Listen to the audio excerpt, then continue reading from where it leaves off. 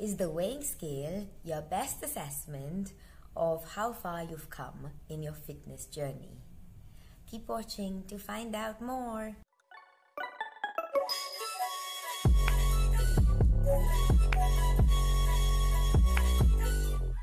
Now, a lot of people will automatically stand on a scale either every morning or at some point during the course of the day to find out whether they are gaining or losing, to assess whatever it is that they're doing and check whether it's working or not. So is the scale the best assessment to measure your gains or your losses?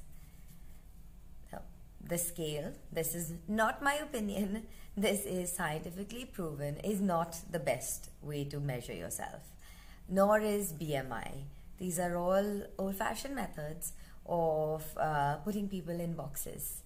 We no longer do that because, for example, if you are a person who has a lot of muscle, you would be a lot heavier than someone who doesn't have as much muscle.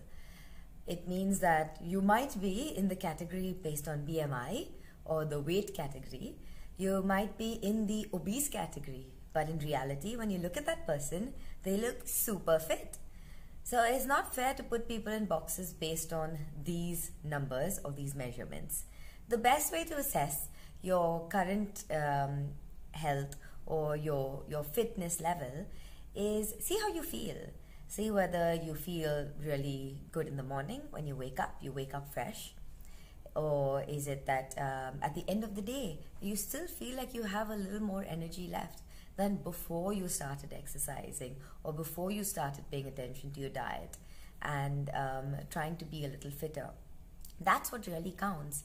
Don't look at the scale, especially for women. When you look at the scale, there could be so many different processes going on in your body. With your menstrual cycle, it obviously means that your body is going through lots of hormonal change. These hormonal changes mean that there could be bloating, there could be water retention. There's so many different processes taking place that we can't pinpoint to exactly which state that would start and stop you from taking those numbers into account. So it's best to, if you really want to step on the scale, you can step on the scale, but do not get demotivated by those numbers. Do not look at it like that is the end game. That number is the only goal you have in place.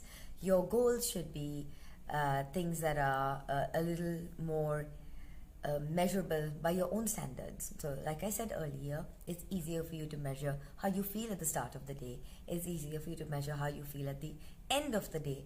These are, or even during the day, are you having mood swings? Are your hormones in balance right through the month?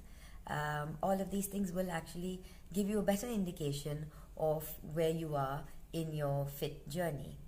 So stop looking at that scale and honestly, I would say throw it out. But it's up to you. You want to keep the scale, keep it to weigh your luggage, but do not look at it to weigh yourself.